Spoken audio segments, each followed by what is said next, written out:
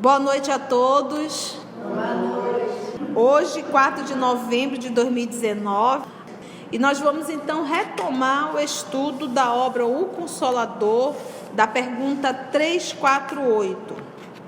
E vamos iniciar elevando o nosso pensamento ao nosso Senhor Jesus, pedindo a Ele a inspiração necessária.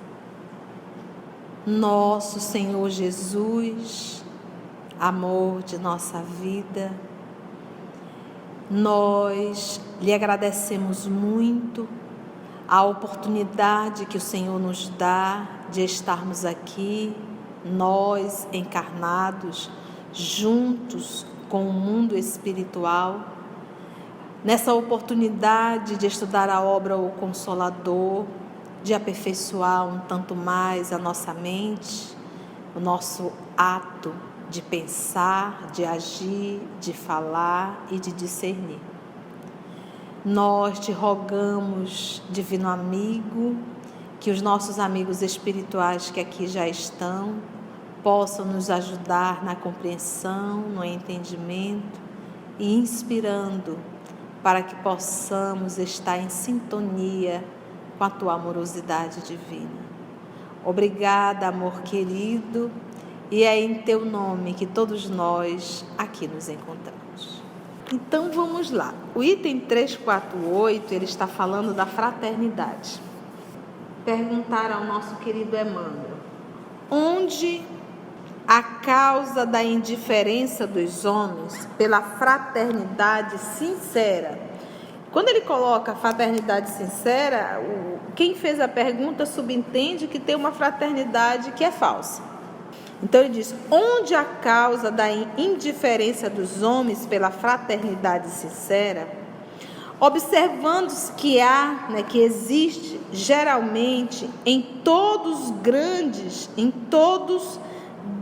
entusiasmo pela hegemonia material de seus grupos, suas cidades, clubes e agremiações, onde se verifique a evidência pessoal, é que as criaturas, de um modo geral, ainda têm muito da tribo, os meus, encontrando-se encarceradas nos instintos propriamente humanos, na luta das posições e das aquisições, dentro de um egoísmo quase feroz, como se guardassem consigo, indefinidamente, as heranças da vida animal.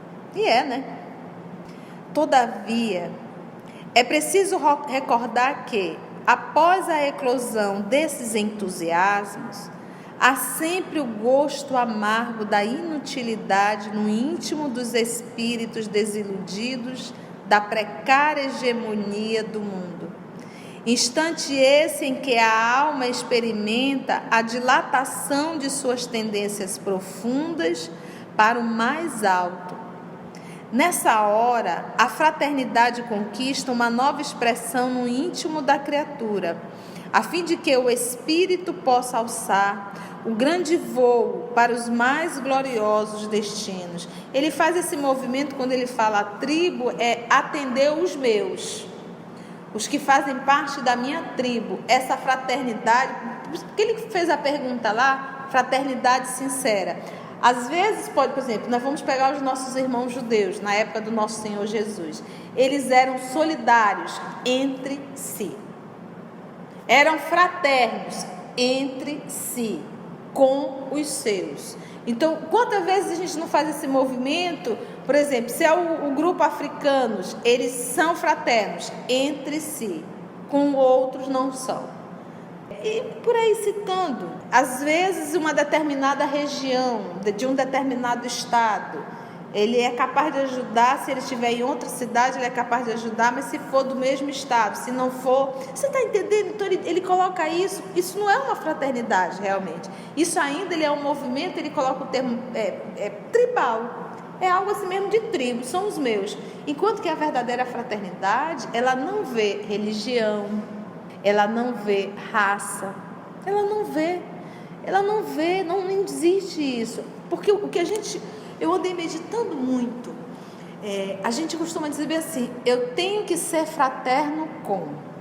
Então a gente coloca, e Jesus diz, fazei brilhar a vossa luz. Gente, se a luz acende em mim, se essa luz brilha em mim, para onde eu for, com quem eu estiver, vai se beneficiar dessa luz. Então não é uma questão, quando a luz se faz presente no íntimo do ser, não é uma questão de ele dizer assim, eu vou dar a luz para Sebastiana, para Cecília, não. Não há mais esse tipo de comportamento, porque a criatura se fez luz, e uma vez se fazendo luz, aonde eu estiver, levo luz. Não há exatamente uma escolha, eu vou dar luz para cá, para ali eu não dou, ali eu dou luz, para cá eu não dou, não existe isso. Aí fica claro, então eu não fico mais naquele movimento, espíritas, amai-vos. Então a gente sempre parte do princípio assim, eu amando a Carla. Eu amar a Carla é uma consequência do espírita, te ama. Quando eu faço luz, quando eu faço esse movimento do amor em mim, quando eu me amo como pessoa, como espírito, eu me respeito, eu me quero bem, eu sou feliz com o meu jeito de ser, com esse meu processo de evolução, eu sou uma pessoa de bem, eu sou feliz. Você está entendendo? Eu não consigo maltratar ninguém, eu não consigo ser indiferente com a dor de ninguém, eu não consigo, é meu, não é algo que eu vou me impor, eu tenho que. O que é uma cara amarrada, se não um coração endurecido? Então é algo assim, ele está dentro, fez essa fraternidade íntima comigo mesmo, para onde eu for, projeto luz, não sei fazer outra coisa, é natural.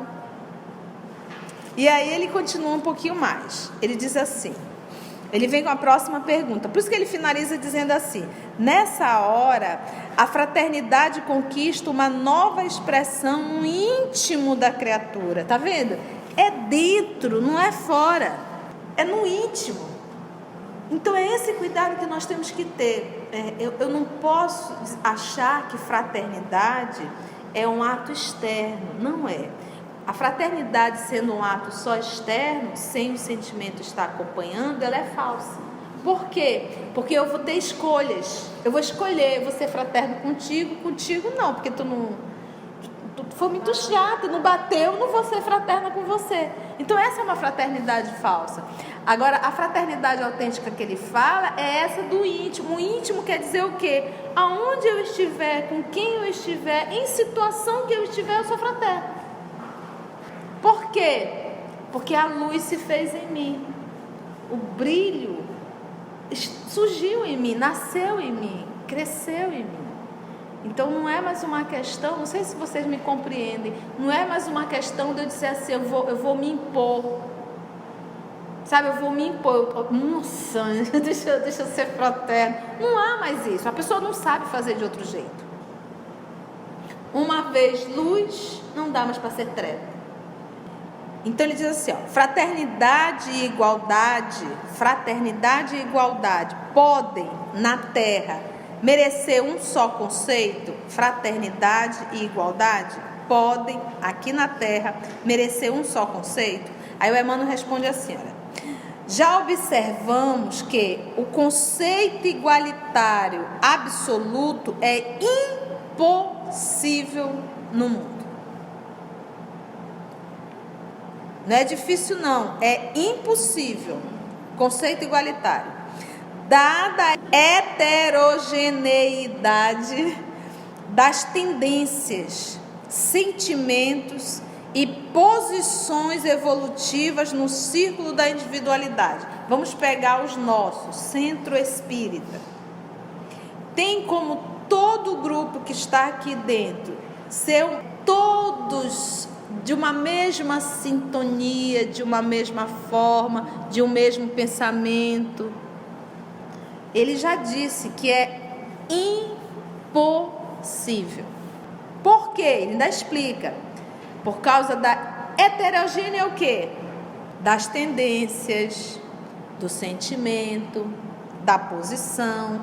Posição o quê? Evolutiva. Enquanto tem um que está aqui, tem o outro que ainda está no quinto dos infernos.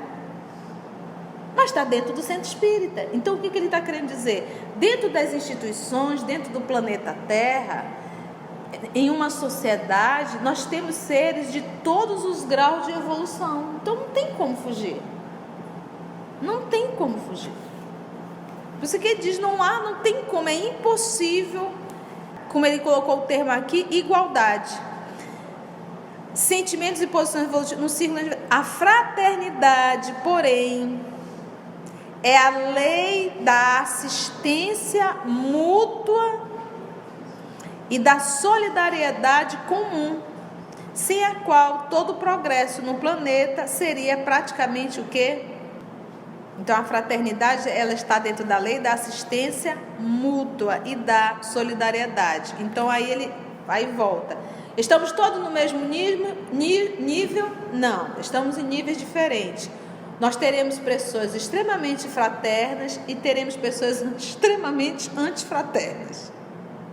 Inclusive, dentro da igreja, dentro do templo budista, dentro do espiritismo, em todos os campos.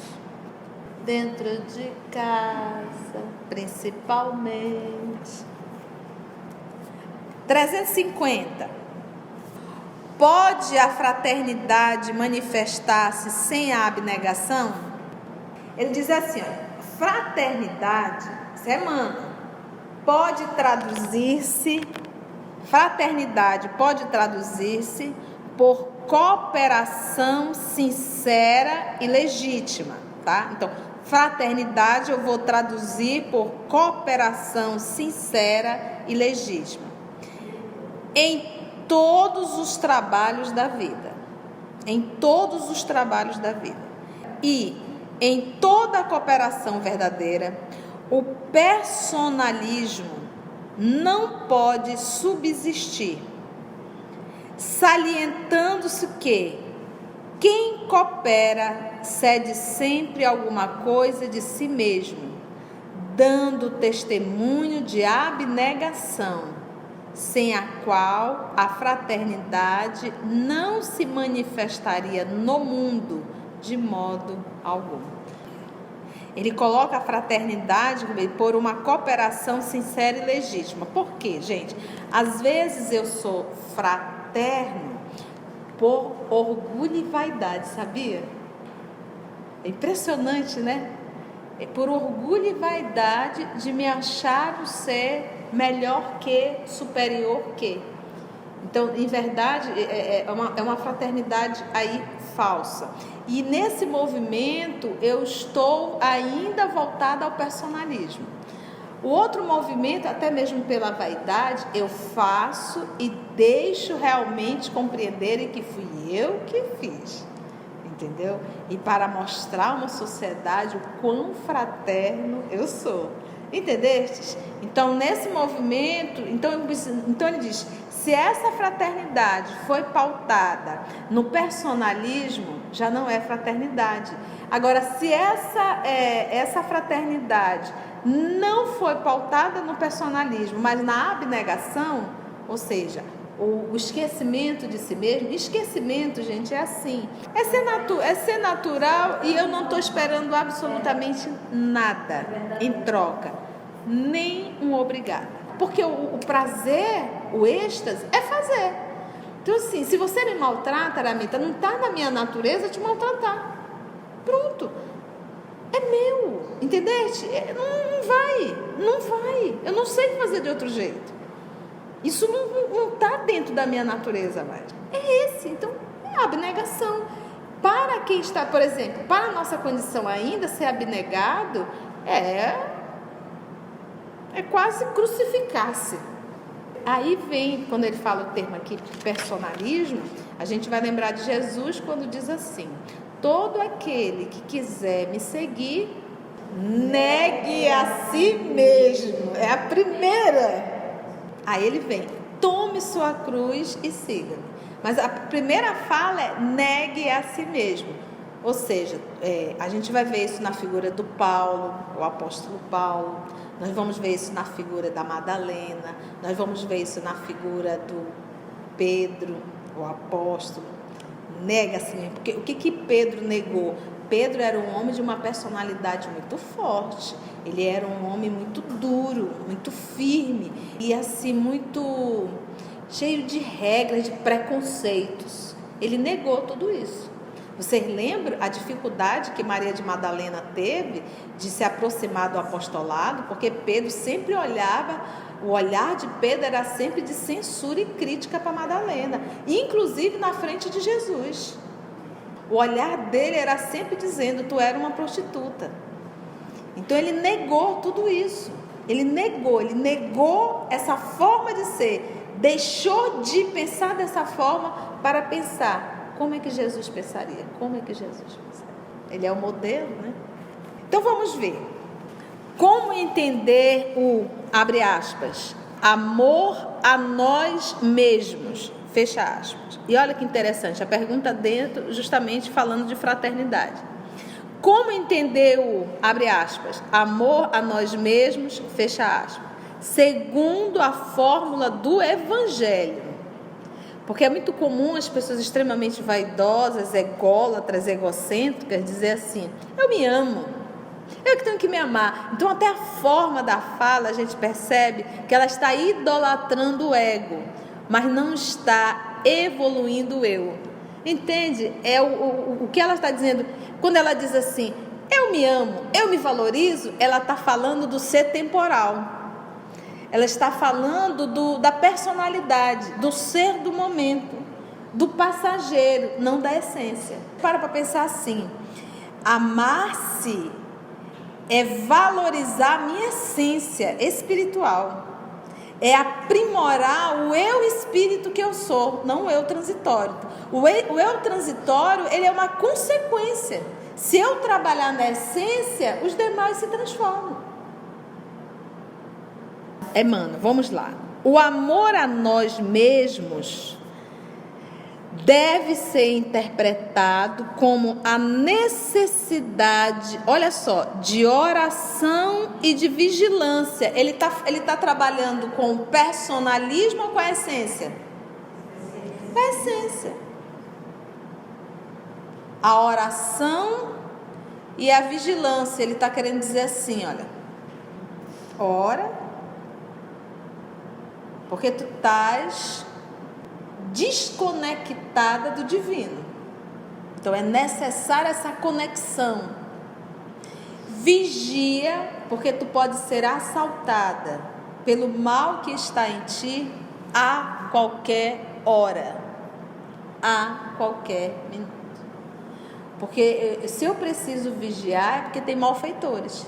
Ele usou o termo oração e vigilância. Ele está dizendo assim, ó, trabalha na essência. As pessoas acreditam que amar-se é fazer do meu jeito, do jeito que eu quero, entendeu? Eu não estou aqui para estar me anulando, puxa para cá, puxa para lá, faz isso, faz aquilo. Não, porque eu me amo. Então tu vê que é...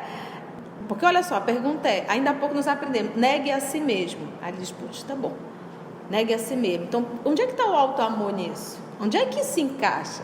Será que eu negar a mim mesmo, não fazer esse movimento de personalismo, isso não seria uma forma de desamor? Aí ele quer entender o que é auto-amor então, dentro do Evangelho, da concepção do Evangelho. Aí o Emmanuel vem e nos fala aqui de um olha, ora e vigia. Vamos mais um pouquinho. O amor a nós mesmos deve ser interpretado como a necessidade de oração e de vigilância que todos os homens são obrigados a observar. Obrigados por quê? Porque tu está enrolado, nós estamos todos enrolados. Ai de nós se não orarmos essa ligação com o Pai, e ai de nós se não estivermos vigilantes constantemente em nossos pensamentos, em nossas ações. Isso quer dizer o quê? Que eu posso ter uma atitude essa que me fará perder toda uma encarnação. Cadê o auto-amor? como é que tu fazes isso contigo mesmo? Tu vai voltar todo o sofrimento. Tu estás perdendo um século, vai perder mais. De que amor tu está me falando? A gente cai. Gente, um do trem que faz a gente cair muito é a vaidade. A vaidade é algo que passa rasteira na gente. E a gente se fascina. Então ele continua: o amor a nós mesmos deve ser interpretado como a necessidade de oração e de vigilância. Quem que poderia imaginar que Emmanuel ia responder isso, né? Que todos os homens são obrigados a observar. Amar a nós mesmos não será a vulgarização de uma nova teoria de autoadoração, que durante muito tempo nós falamos muito em auto-amor. As obras de psicoterapias aí pela doutrina espírita, hoje em dia nós temos muitas obras dentro do movimento espíritas, e inclusive palestrantes, mas assim de autoajuda e pouco espiritismo, e até um pouco dessa autoadoração. E às vezes a gente fica assim, gente, eu não sei se é esse moço que está errado ou se é Jesus que está errado, porque de certa forma o nosso Senhor Jesus, ele fala em sacrifício. Jesus nos fala de, olha, eu fui crucificado. E quem quiser seguir meus passos, partindo do princípio da questão 625, que ele é o tipo mais perfeito, ele é o modelo, ele é o guia, ele é o caminho, ele é a verdade, ele é a vida, para a nossa condição, ele disse assim, para vocês me seguir é sacrifício. Então, nesse processo de autoajuda, dessa autoadoração, faça o que der na sua cabeça. Não se agrida, não vai se agredir, não. Se agredir uma coisa é eu saber, eu devo fazer isso. Aí agredir é, eu vou fazer e pronto. E você vai contra. Fazer com o evangelho é, o que diz Jesus? Suave é meu jugo, leve é meu fardo. Eu sei que eu devo fazer, e devo fazer por causa disso. Então não é uma autoflagelação, é um sacrifício consciente do que eu devo e por que eu devo fazer. Então é uma autoevangelização, e não simplesmente querer fazer tudo que dá na minha cabeça, porque eu não vou me frustrar. Então tu prefere te frustrar quando tu desencarnar e ver a frustração que foi as tuas escolhas? Seria melhor ter ficado frustrada por um mês do que por uma eternidade? Porque quando a gente fala em mundo espiritual, o que os espíritos nos dizem? Que aquela dor é uma eternidade. E eu acho que esse o auto-amor. Sim, mas você vai se frustrar? Tu diz sim, melhor aqui do que lá. Eu só tenho que entender o porquê que eu tenho que dizer esse não a mim mesmo. Para que isso não se torne uma revolta. Porque o que o Evangelho diz? Não basta sofrer. É necessário saber sofrer. Então não é só passar pelo sofrimento, mas é não se rebelar contra o sofrimento. Então não se rebelar é eu fazer essa conversa íntima. Por que eu estou passando por isso? Por que eu devo passar por isso? Cheguei a ouvir cursos de profissionais da área que diziam assim: você dizer não para uma criança bloqueia. Para cada não a uma criança tem que ser 2 sim. Aí a minha turma agora diz: não, tem que frustrar mesmo. É por isso que eu gosto de estudar psicologia espírita, que ela vem realmente direto no âmago. É isso aqui. E tudo que é lei divina é imutável. Não é moda ou modismo, é imutável. Então vamos trabalhar na essência. É necessário, olha, eu estou tendo essa oportunidade, sei que isso vai me enrolar toda, sei que isso não é fraterno, sei que isso não vai fazer bem para mim, meu processo de evolução, então eu não vou aceitar. Por mais que eu estava morrendo de vontade de fazer, mas eu não vou aceitar. E eu não vou aceitar por causa disso. Isso é uma autoevangelização. Isso é auto-amor. Eu não vou me permitir sujar a minha alma por causa um capricho pessoal meu. Aí ele continua dizendo: amar a nós mesmos não será a vulgarização de uma nova teoria de autoadoração. Para nós outros, a egolatria já teve o seu fim, porque o nosso problema é de iluminação íntima. Olha aqui, ó, na marcha para Deus. Esse amor, portanto, deve traduzir-se em o quê? Esforço próprio. Isso é o amor, o auto-amor. Pautado dentro da fórmula do Evangelho, tá? Esforço próprio em autoeducação, em observação do dever, em obediência às leis de realização e de trabalho, em perseverança na fé. Por que perseverança? Às vezes a coisa não acontece como eu gostaria, me dá até um medo. Não desista da fé.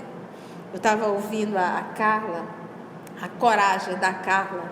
Ela foi para o grupo, não conhecia o grupo, não tinha noção de quantas pessoas, não fazia parte do estudo, pegou a obra, foi estudar, foi pesquisar e foi com uma fé tão grande que tudo deu certo. Perseverança na fé, não vacila. Lembra de Pedro? Senhor, eu queria andar sobre as águas. Vem, Pedro. Pedro subiu, pisou na água, Jesus segurando. E aí ele pensou: acho que eu vou afundar. Afundou. Bastou um pensamento. Perseverança na fé, em desejo sincero de aprender com o único mestre, que é Jesus Cristo. Quem se, novamente a palavra, ilumina, cumpre a missão da luz sobre a terra. Maravilha isso aqui. Cumpre a missão da luz sobre a terra. E a luz não necessita de outros processos para revelar a verdade, senão o de, olha aqui a palavra, gente, irradiar. Olha aqui a outra, espontaneamente o tesouro de si mesma. Lembra que a gente estava falando? Se a luz se faz em mim, o que ela faz? A luz irradia o quê? Espontaneamente. Só faz força quem não tem. Só tem que acender a lamparina quem ainda não é o sol. Por isso nosso Senhor Jesus a fala: fazei brilhar a vossa luz. Necessitamos encarar essa nova fórmula de amor a nós mesmos, consciente de que todo bem conseguido por nós em proveito do próximo, eu realmente sou apaixonada por Emmanuel. Consciente de que todo bem conseguido por nós em proveito do próximo, não é a meu proveito, não é senão o bem de nossa própria alma, que é aquilo que os Espíritos responderam ao nosso André Luiz, o que é o mal? É o bem só para si. Então aqui ele fala que o bem foi o bem que eu fiz a outrem, não o bem que eu fiz a mim, só para mim.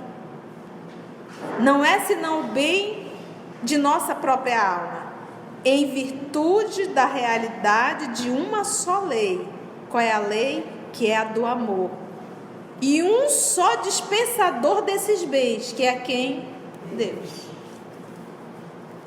Isso aqui é maravilhoso. Isso aqui dá para estudar, reestudar, estudar novamente, reestudar, para ficar bem claro o que é amor a nós mesmos. Que fique bem claro que é assim, a gente entendendo a condição do terráqueo, a nossa condição, a gente tem que entender quando a gente diz assim: não é difícil seguir o Evangelho. É o normal e o comum é amar. É um prazer enorme ser bom. quando se fala do universo, criação divina no universo. Para o terrícola, para nós, o terráqueo, o terrícola, para nós é sacrifício ser bom. Por isso eu dizer, é difícil seguir o Evangelho. É muito difícil, né? A gente vai usando esses termos, mas que a gente fique bem claro que é para nós, os terrícolas, que para o universo, para a criação divina que foi dócil à lei, que não se submeteu ao envolvimento dentro da simbologia da serpente, para o grupo que não se submeteu à serpente, para esse grupo é normal. Se você olhar para ele, se a gente for bater uma conversa, fazer um diálogo com alguém dessa esfera, eu vou perguntar a Deus, é difícil seguir o Mestre Jesus? Ele vai dizer, como? É um prazer enorme amar. Para mim seria muito difícil odiar. Ia se sentir assim algo, como? A pessoa não consegue nem entender, mas vocês não seguem Jesus? Vocês não seguem o amor? Não, a gente... Vocês se matam, sim, tem até guerra. Você sabia que na terra tem crianças que morrem de fome? De fome, sim. Tem crianças participando da guerra, sendo mortas. Mas, gente, por que vocês fazem isso? Isso é para te ver o nível. Então, a gente fica meio que... A gente não consegue. E é um absurdo. À medida que a gente vai estudando, a gente vai compreendendo, a gente diz, meu Deus. Mas é verdade. A gente diz, é difícil seguir Jesus. A gente está querendo dizer, gente, é muito difícil fazer o bem, é muito difícil amar. Então quer dizer que é mais fácil não fazer o bem, e quer dizer que é muito mais fácil odiar. Por isso é que ele diz, não dá para ser fraterno sendo personalista. Gente, acabou. Então já agradecemos então aos nossos amigos espirituais que conduziram o nosso trabalho. Agradecemos ao nosso Senhor Jesus e até o nosso próximo encontro do estudo da obra O Consolador. E já vamos iniciar a questão 352 do capítulo que vai retratar Espiritismo. Até a próxima, gente.